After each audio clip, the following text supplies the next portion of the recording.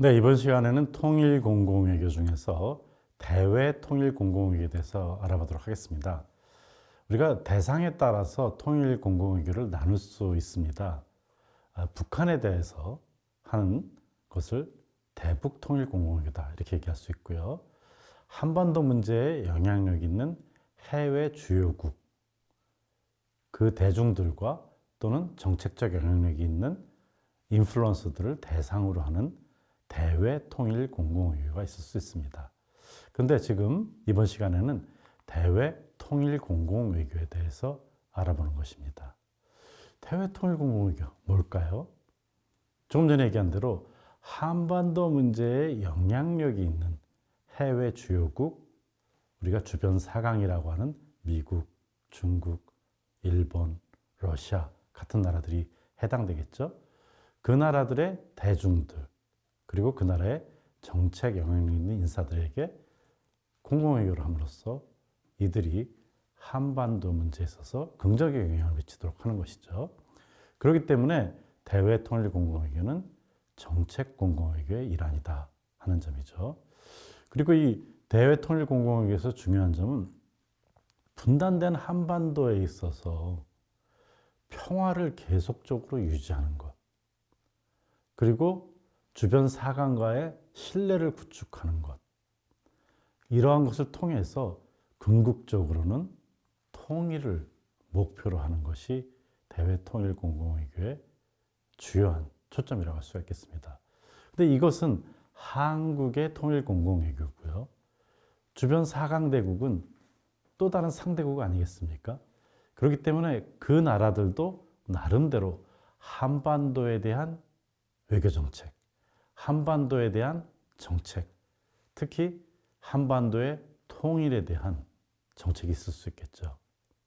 그러니까 우리가 대외 통일 공공외교라고 하는 것은 단순하게 우리 한국의 통일 공공외교뿐만 아니라 상대측인 북한, 그리고 동북아의 4개 강대국의 이해와 연결된 그러한 외교다 이렇게 얘기할 수가 있겠습니다. 그래서 우리가 2012년도에 통일연구원이라는 기관에서 한반도 통일 공공외교 추진 전략이라는 보고서를 만들었습니다. 그런데 이것이 많은 시간이 지났음에도 불구하고 이 시간을 살펴보려고 하는 것은 한반도 주변 4강의 통일 공공외교의 어떤 하나의 시각이라고 그럴까요? 또는 인지라고 그럴까요? 이런 부분들을 알 수 있다는 것입니다.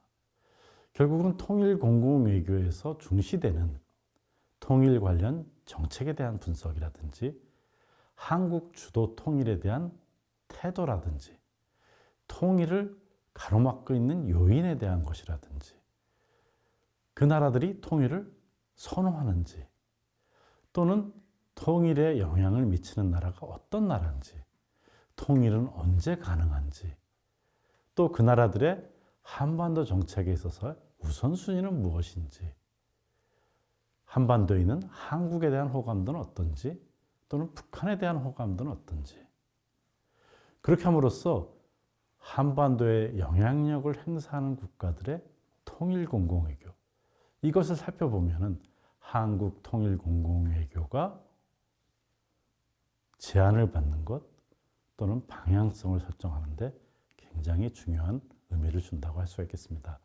그래서 2012년 것을 봄으로써 그 당시 이렇게 생각들을 하고 있구나 하는 것을 알 수 있고 지금과 비교해 볼 수 있다는 점입니다. 가령 한국 주도 통일에 대해서 어떻게 하고 있는가? 우리가 이 도표를 보면 중국에 대해서 한번 보겠습니다. 다른 나라와 달리 중국은 한국 주도 통일에 대해서 소위 정책 결정자들이라든지 영향력 있는 사람들 중에 50%만 찬성하고 있습니다. 그 말은 한국 주도 통일에 대해서 별로 인정하고 싶지 않은 것이죠. 그렇기 때문에 한국이 중국의 통일 공공외교를 할 때 이러한 한국 주도 통일에 대해서 정당성 이런 부분들을 좀 더 주목해야 될 필요가 있다 하는 점입니다. 또 한반도 통일에 긍정적 영향을 미치는 국가들에 대해서 한번 알아봤습니다.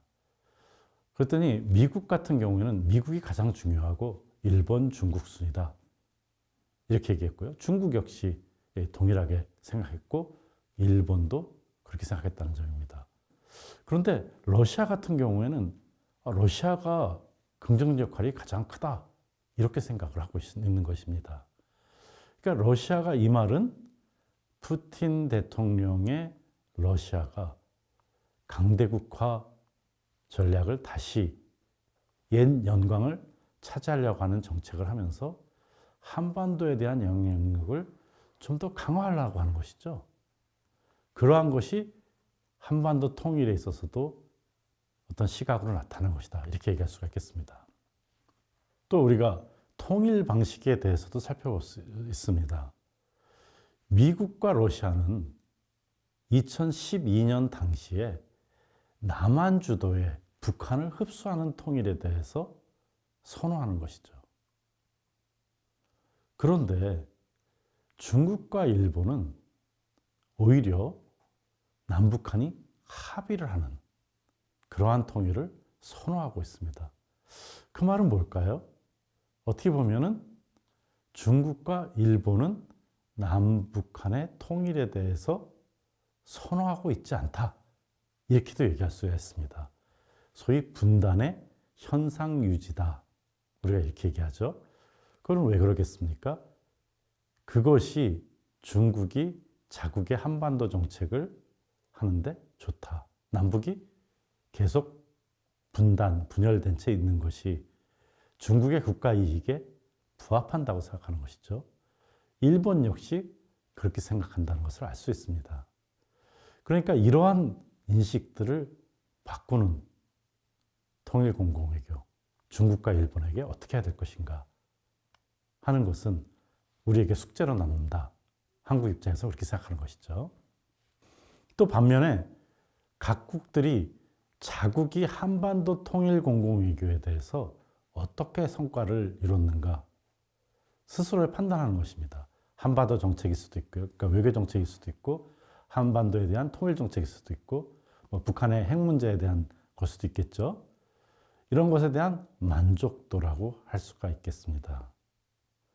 근데 2012년 당시에 중국인들 같은 경우에 있어서는 만족도가 보통 이하가 많다는 걸 알 수 있습니다. 일본인들의 만족도, 이것은 또 매우 낮다는 것을 알 수 있습니다.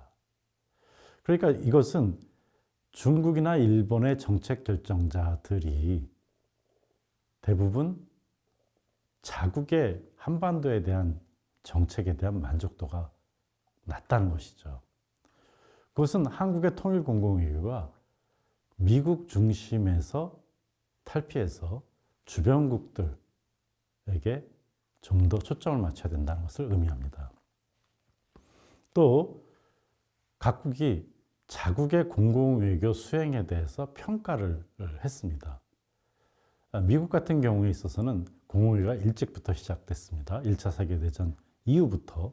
그렇지만 특히 9.11 이후에 미국에 반대하는 반미주의를 차단하는 것이죠. 그러니까 이것을 한반도로 얘기한다면 한국에서의 반미주의 차단인데 그 부분이 없다면 미국은 공공외교에 있어서 한국에 다른 요소가 등장하겠죠.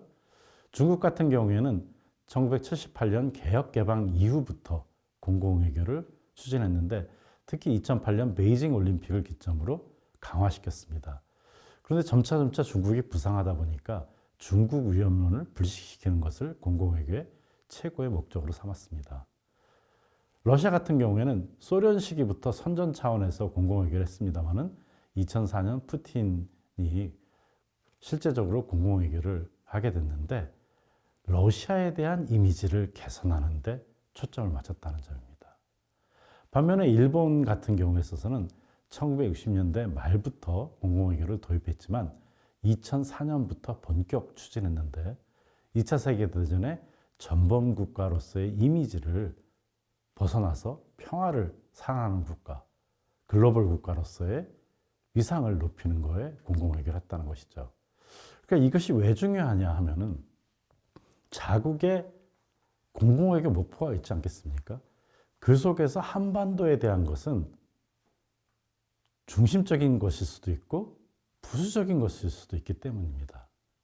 그 여부에 따라서 우리가 한국의 각각의 국가에 대한 공공외교, 통일공공외교가 달라질 수밖에 없는 거죠. 가령 우리가 미국 같은 경우에 있어서는 한반도 평화 안정 같은 것을 굉장히 중시를 하고 북한 핵 문제를 두 번째로 얘기를 하는데 자국의 국가 위상 제고 높이는 것과 안보 이익 제고가 기본적 전제 속에 있다는 것이죠.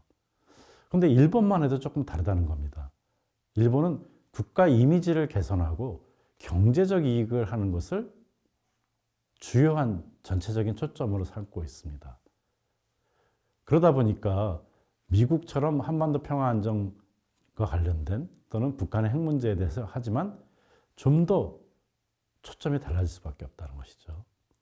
중국 같은 경우에 있어서는 국가 이미지 개선 또는 국가 위상을 높이는 것에 대한 것인데 한반도 평화 안정과 함께 한반도 통일 관련된 것을 두 번째로 얘기를 하고 있습니다. 그러니까 여기 말은 결국은 북한 핵 문제는 중국에 있어서 좀 더 아래로 내려가는 사안이다 하는 점입니다. 그러니까 이렇게 각각의 국가의 외교정책 목표와 또는 공공외교에 있어서의 목표와 한반도와의 연관 구조 속에서 살펴보면은 우리가 상대국들의 입장을 반영하면서 우리 통일공공외교, 한국의 통일공공외교의 방향에 있어서 우선순위가 뭐가 돼야 될 것인가? 각 국별 우선순위는 뭐가 돼야 될 것인가? 각국이 한국에 대해서 변화시킬 수 있는 요소가 있다면 어떤 것이 있을까? 이렇게 얘기를 할 수가 있는 것이죠. 그러니까 정책 공공외교로서의 통일 경공외교가 실제적이고 구체적이 되려면은 이렇게 상대방과의 상호 소통 속에서 정책 공공외교를 수행해야 된다. 이렇게 얘기할 수가 있겠습니다.